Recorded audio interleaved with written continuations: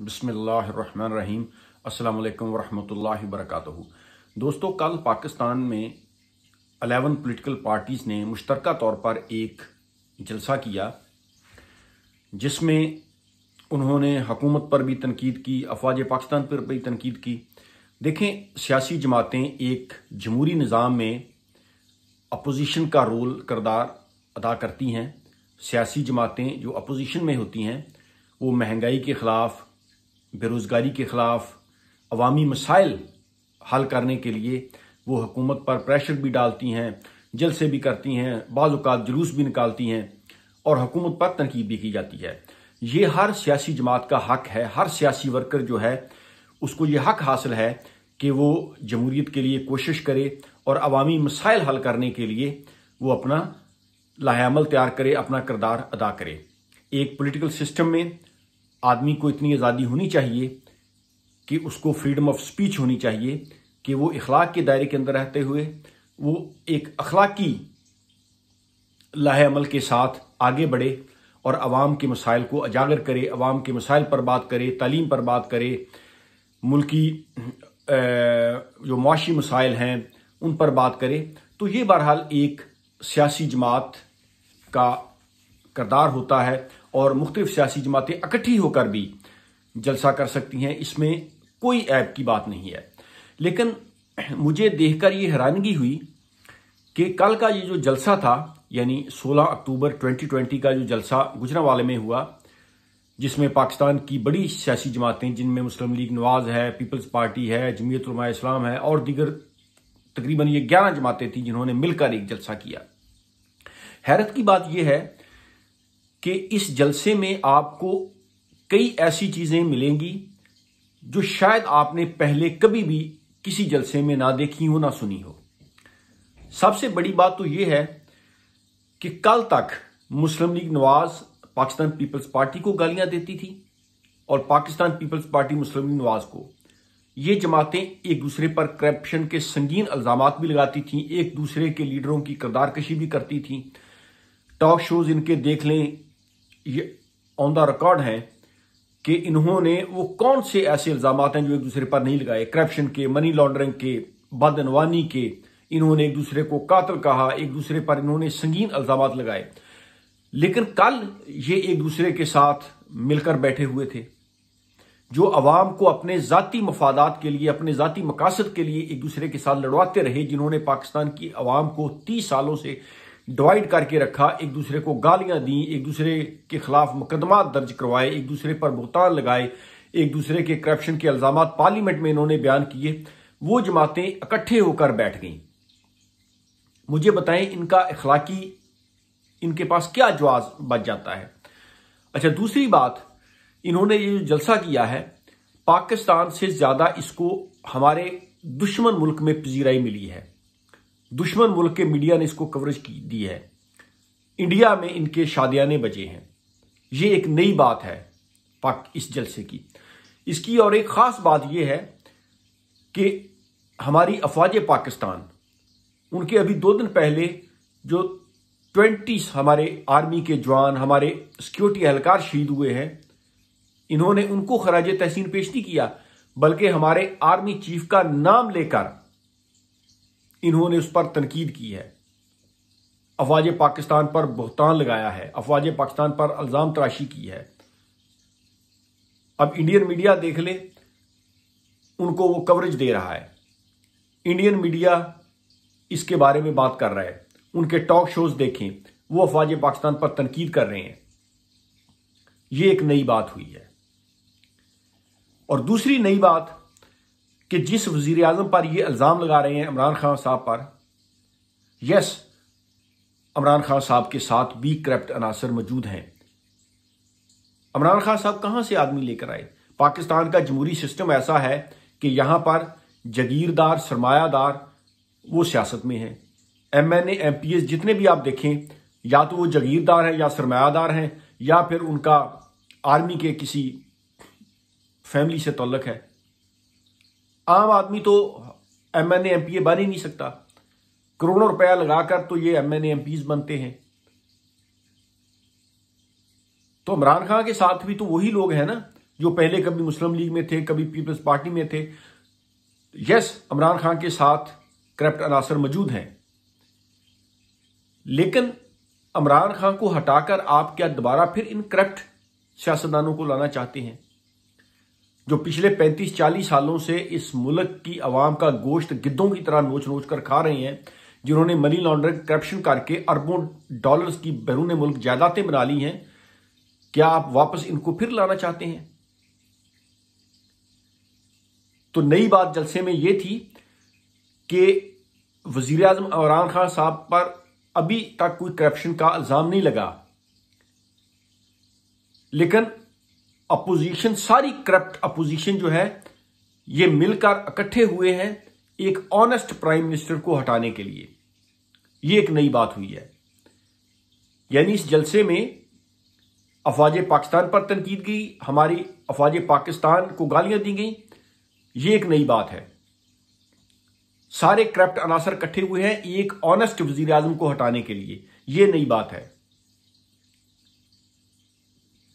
इन्होंने ये जलसा महंगाई, बेरोजगारी के खिलाफ नहीं किया, पाकिस्तानी गरीब अवाम को उनके हकूक दिलवाने के लिए नहीं किया, बल्कि अफवाज पाकिस्तान को तनकीद का निशाना बनाने के लिए किया। ये नई बात है इस जलसे में। और सबसे नई बात जो है कि कल तक यही पॉलिटिकल पार्टीज, सियासी जमातें एक दूसरे को गालियां देते थे, एक दूसरे पर बुहतान लगाते थे, एक दूसरे पर मनी लॉन्ड्रिंग, करप्शन के इल्जामात लगाते थे, एक दूसरे के खिलाफ मुकदमे दर्ज करवाते थे, एक दूसरे को नंगी गालियां देते थे, और कल वो जप्पियां डालकर एक दूसरे के साथ बैठे हुए हैं। जो लोग पाकिस्तानी कौम को लड़वाते रहे, पाकिस्तानी कौम को एक दूसरे के साथ इन्होंने डिवाइड किया, वो आज मिलकर बैठ गए हैं अपने मुफादात हासिल करने के लिए। अब देखिए, मैं आप यहां पर यह बात करूंगा कि आप किसी भी सियासी जमात से हैं, खुदा के लिए एक इंसान बनकर, मुसलमान बनकर, मुहिब वतन पाकिस्तानी बनकर सोचिए। एंड ऑफ द डे मरता तो गरीब आदमी है, अदालतों में धक्के तो गरीब आदमी खाता है, थानों कचहरियों में जलील तो गरीब आदमी होता है, गरीब के बच्चे तालीम हासिल नहीं कर सकते, गरीब आदमी को रोजगार के मसाइल हैं। ये जितने भी सियासतदान हैं, ख्वाह वो किसी भी सियासी जमात से क्यों ना हो, पीटीआई से हो, मुस्लिम लीग से हो, पीपल्स पार्टी से हो, जो बड़े बड़े सियासतदान हैं या इन सियासतदानों के जो चमचे हैं, जो इनके बेनिफिशरी हैं, वो तो ऐश की जिंदगी बसर कर रहे हैं। इन सियासतदानों ने अरबों डॉलर्स की बैरून मुल्क जायदादें बना ली हैं, और आज भी मेरे मुल्क का गरीब आदमी जो है वो एक वक्त के खाने के लिए अपना वोट बेच देता है। आपके पास 100 किस्म का आपके सामने खाना रख दिया जाए और आपको कहा जाए कि आप में पेट भरकर खाना खा लें, आप पेट भरकर खाना खा लें, लेकिन फिर भी 6-7 घंटे बाद आपको दोबारा फिर भूख लग जाएगी। यह कानून कुदरत है। तो खुदा के लिए अपना ईमान एक वक्त के खाने के लिए ना बेचो। अपना नहीं तो अपने बच्चों के फ्यूचर का ख्याल करो। मैं देख रहा था ये जो सोशल मीडिया पर वीडियोस अपलोड हुई हैं कि कैसे लोग जो हैं वो चावल खा रहे हैं, बिरयानी खा रहे हैं।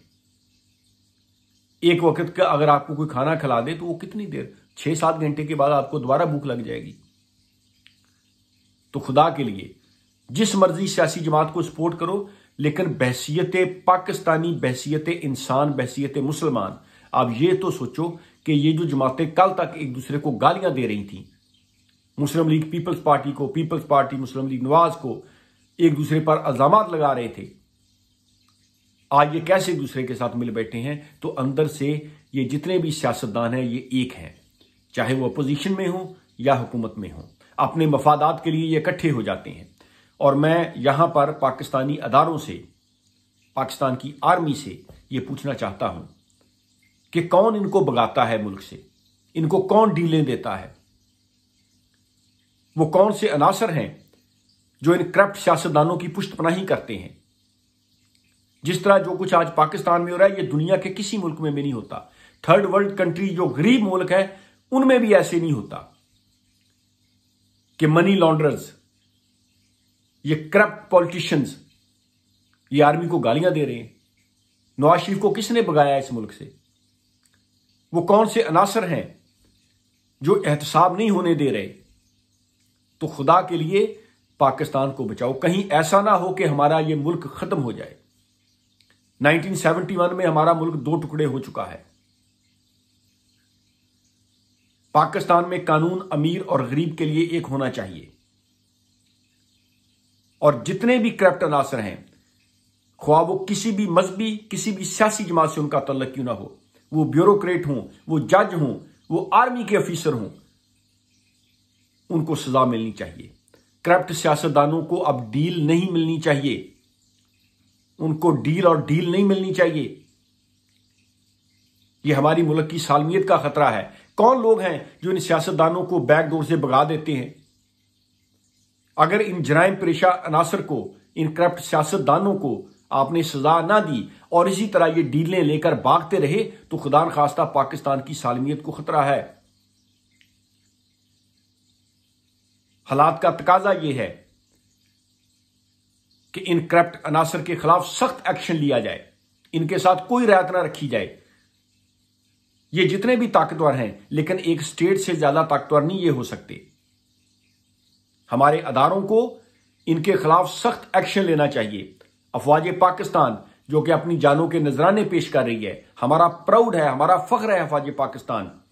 हमारे अदारे, हमारे सिक्योरिटी के अदारे जो रात दिन हमारी पाकिस्तान की सरहदों की हिफाजत कर रहे हैं, उनके खून को रायगा मत जाने दीजिए। एक तरफ तो हमारे जवान जो हैं वो शहादतें पेश कर रहे हैं, और दूसरी तरफ यही करप्ट सियासतदान ये हमारे अफवाज पाकिस्तान पर भौंक रहे हैं। तो खुदा के लिए इनके खिलाफ सीरियस एक्शन लें। और पाकिस्तानी कौम को मैं कहना चाहता हूं कि खुदा के लिए आप एजुकेशन हासिल करें, एजुकेट बने। एक वक्त के खाने के लिए वोट मत बेचें। ये जो जमातें एक दूसरे को गालियां दे रही थी, आज ये बाई बाई बनकर बैठे हुए हैं।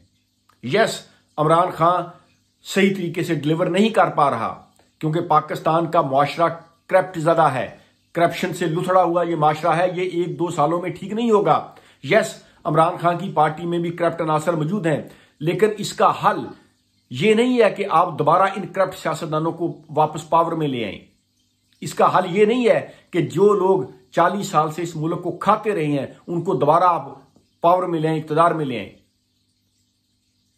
हमें इन माफियाज का मुकाबला करना पड़ेगा, और इन जो करप्ट सियासतदान हैं उनको सजा देनी पड़ेगी, फिर जाकर हमारा मुल्क तरक्की करेगा।